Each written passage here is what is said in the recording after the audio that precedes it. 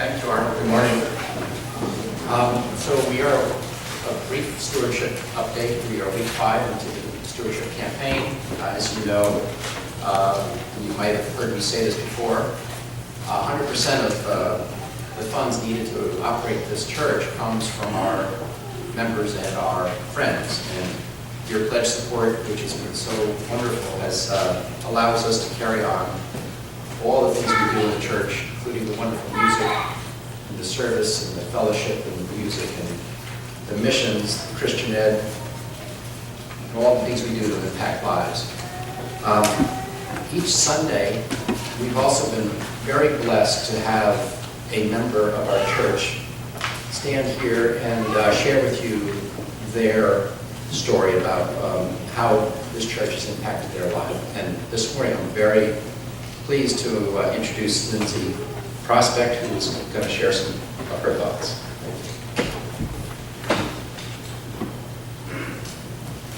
Good morning. Thank you for having me. I don't know how many of you were here last week, but Rob Eason gave a very compelling and interesting presentation, and I really enjoyed it. And after the service, I was in the coffee hour with talking with Genevieve. And I commented that, wow, Rob really did a good job. I mean, he must have some public speaking experience. He did all the things that they say to do to hold an audience attention. He had the visual aid with the Grinch book, and he had an icebreaker where he likened himself to the Grinch. And then he kept it personal. And Genevieve nodded and said, yeah, I think he has some experience. And the conversation moved on. I didn't think anything more of it. And 2 days later, I got an email asking me to be the next presenter. So, lesson learned, be careful who you compliment. Anyhow, I was asked to tell my story as it relates to the church and what the church means to me.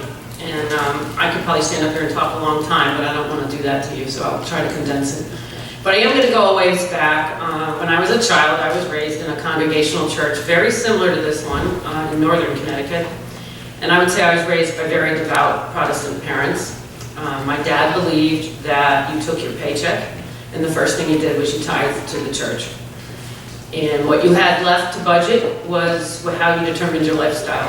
That's how you chose what house you purchased and what mortgage you could afford, and that's what cars you bought.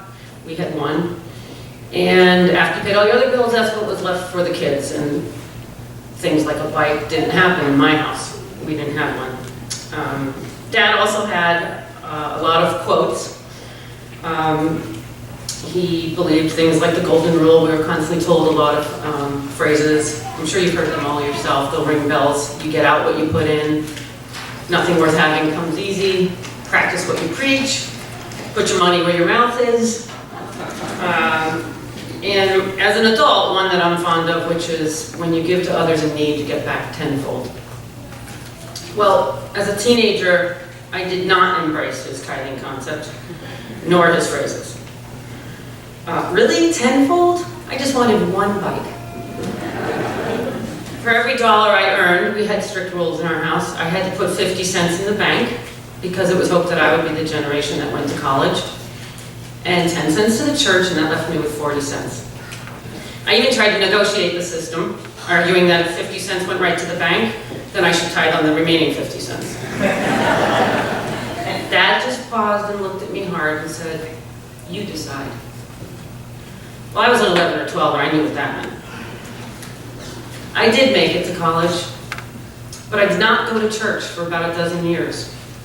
But when Ted and I started building our own family, I realized that something was missing. And it was because a piece of our foundation, the cornerstone of our faith, of church connection, was not present in our lives. Ted and I searched for many years before choosing this Congregational church.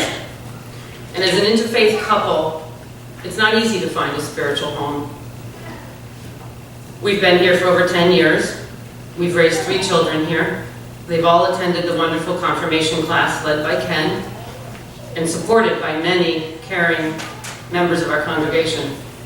When Arnold joined the church, we were happy that the openness to our interfaith family was continued. And we were impressed that Arnold even reached out to us to understand better how to help us feel accepted. We also coined a few phrases in our own family one of which is life is your classroom, which means you can't learn everything from books. Much of your learning comes from doing, and the byproduct of doing is making, naturally, some mistakes. We coined that phrase primarily for our kids, but I was startled when I sat down to write some notes for this presentation, that life is your classroom is a phrase that really applies a lot to me. Oh, I'll come back to that. Over time, we got more involved with the church. Back to Dad's adage about getting back what you put in.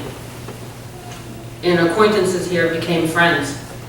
This past March, my business and personal circumstances changed, and I was freed up some time to really invest in the church. And as a result, I was able to go on the youth mission trip to Taos, New Mexico, which opened up a host of friendships. Life continues to be my classroom, as I watched Ken calmly manage what seemed to be unmanageable logistics of getting 80 people thousands of miles across the country and working productively together. And on my own work site, I watched Kenny Rhodes and Joan Wallace role model hard work, patience, and optimism. I attended several Habitat for Humanity work days, another area where working side by side with caring people forged friendships while helping others. And I watched Mike Scheller, our church's Habitat leader, role model tolerance and acceptance of others' work styles. Mike knows what that means. And in May, I joined the Pastoral Partners team, which is a group of individuals here in the church that try to reach out to members of our congregation and just lend members that are facing challenges in whatever way. Sometimes it's just a visit, sometimes it's a caring ear, lending support, sometimes it's help with errands. Doug Abbott has taught us the importance of self-spiritual nurturing so that we can go out and nurture others. Again, life has been my classroom, and this church has been a big part of that classroom. As a result of that Pastoral Partners, though, I met a wonderful individual, and I'm really sorry she can't be here today. Her name is Connie Sartorio. She is a friend. She and I have a friendship that I do treasure. And when I go pick her up for errands each week or every other week, whatever it is, she and I talk nonstop. We have so much fun together. We're constantly amazed at how much we have in common despite the difference in our ages. She's been a role model to me about how to endure health challenges and age with grace and dignity. My father was actually right all along about all of it, even though I gave him such a hard time as a teenager. From the tithing to the adages about giving, as I often feel that while I'm running around trying to give, I'm actually receiving far more in return. This church has been a big classroom for me, and it's filled with caring teachers and bright students. When you give to others in need, you do get back tenfold. And our church needs you. It needs you to give in whatever way you can.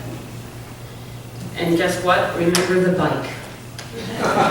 Well, it took a while, 2 years actually, but with my 40 cents on the dollar, I did get the bike.